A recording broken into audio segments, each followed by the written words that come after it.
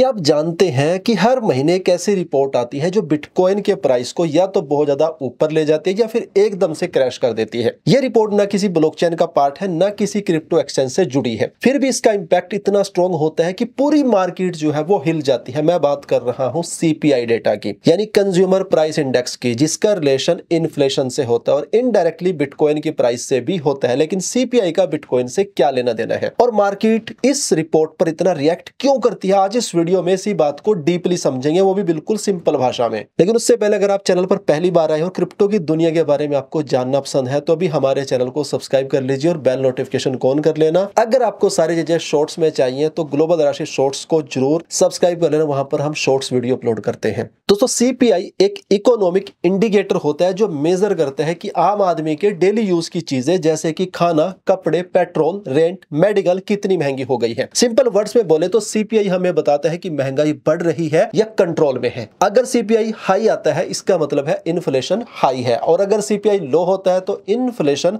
Control में माना जाता है। ये डेटा मोस्टली हर महीने रिलीज होता है और सबसे इंपॉर्टेंट सीपीआई रिपोर्ट होती है यूनाइटेड स्टेट्स की, क्योंकि global financial system largely dollar पर बेस्ड है। जब यूएस में इन्फ्लेशन का लेवल बढ़ता है तो उसका असर बिटकॉइन से लेकर स्टॉक मार्केट, गोल्ड और यहां तक कि इंडियन रुपये तक पड़ता है। इस रिपोर्ट का वेट इतना ज्यादा होता है कि सीपीआई के दिन मार्केट में हैवी वोलेटिलिटी देखी जाती है और इसलिए ट्रेडर्स, इन्वेस्टर्स और एनालिस्ट इस पर बहुत ज्यादा क्लोजली नजर बनाए रखते हैं। अब समझते हैं कि सीपीआई, इन्फ्लेशन और इंटरेस्ट रेट्स के बीच का कनेक्शन क्या है। दोस्तों, जब सीपीआई हाई होता है इसका मतलब है कि आम लोगों के लिए डेली चीजें महंगी हो गई, यानी मार्केट में इन्फ्लेशन बढ़ गया है। और जब इन्फ्लेशन बढ़ता है तो सेंट्रल बैंक्स जैसे कि यूएस फेडरल रिजर्व उसे कंट्रोल करने के लिए इंटरेस्ट रेट्स बढ़ा देते हैं। इंटरेस्ट रेट बढ़ने का सिंपल मतलब है कि लोन्स महंगे हो जाते हैं, क्रेडिट कार्ड का पैसा ज्यादा देना पड़ता है और लोग खर्च कम करते हैं। ये स्टेप मार्केट से लिक्विडिटी निकालने के लिए होता है ताकि डिमांड थोड़ी कंट्रोल हो और प्राइस नीचे आए। लेकिन यही स्टेप रिस्की एसेट्स जैसे कि बिटकॉइन,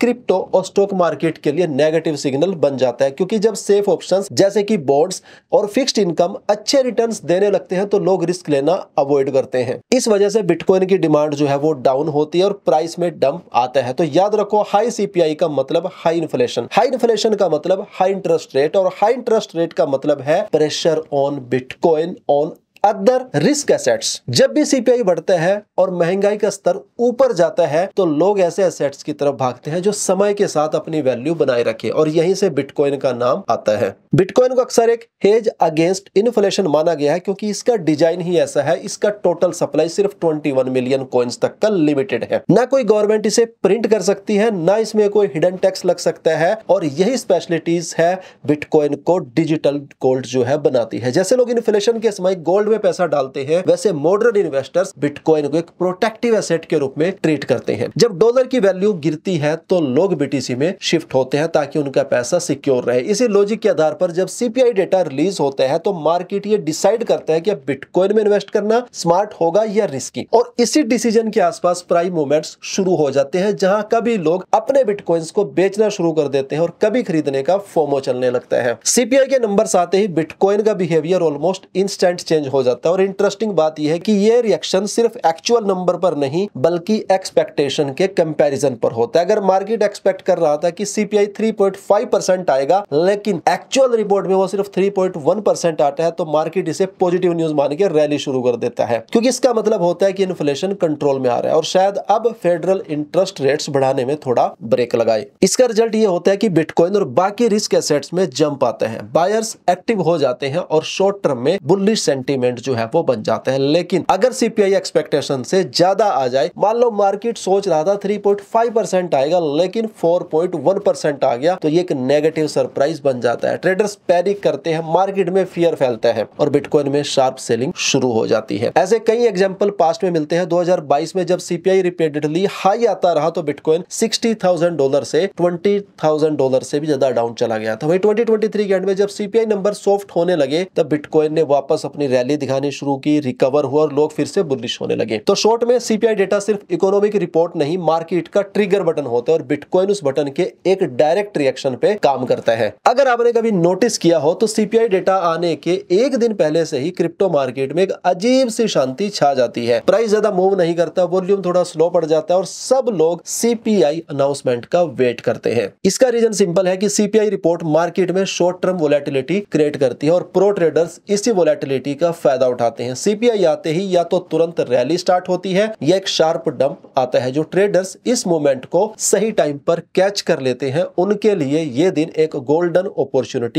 बन जाता है। इस तरह के मूव्स को कई बार सीपीआई ट्रेड्स कहा जाता है, जो शॉर्ट टर्म के होते हैं, जिनमें हाई रिस्क होता है लेकिन हाई रिवार्ड बेट्स भी होते हैं। ट्रेडिंग कम्युनिटीज, टेलीग्राम चैनल्स और यूट्यूब स्ट्रीम्स सीपीआई रिलीज के टाइम लाइव एक्टिव हो जाते हैं और सबका फोकस होता है क्या नंबर आया और मार्केट का पहला रिएक्शन क्या है। यह सब इसलिए भी होता है क्योंकि बिटकॉइन का रिएक्शन फास्ट और पावरफुल होता है और अगर आपकी टाइमिंग गलत हो गई तो प्रॉफिट का चांस एक सेकंड में लॉस में बदल भी सकता है। सीपीआई का असर सिर्फ शॉर्ट टर्म प्राइस मूवमेंट तक सीमित नहीं है, इसका लॉन्ग टर्म इंपैक्ट भी होता है, स्पेशली इन्वेस्टर्स के माइंडसेट और बिटकॉइन के अडॉप्शन पर। अगर सीपीआई कंसिस्टेंटली हाई रहता है तो इसका मतलब होता है कि इन्फ्लेशन कंट्रोल में नहीं आ रहा। ऐसे एनवायरनमेंट में लोग ट्रेडिशनल इन्वेस्टमेंट्स जैसे कि फिक्स्ड डिपॉजिट्स या फिर बॉन्ड से फैथ लॉस करते हैं और उनकी नजर उन एसेट्स की तरफ चली जाती है जो फिएट करेंसी के सिस्टम से बाहर है। यही पर बिटकॉइन एक अट्रैक्टिव ऑप्शन जो है वो बन जाता है क्योंकि उसका सप्लाई फिक्स्ड है और उस पर किसी सेंट्रल अथॉरिटी का कंट्रोल नहीं है। लेकिन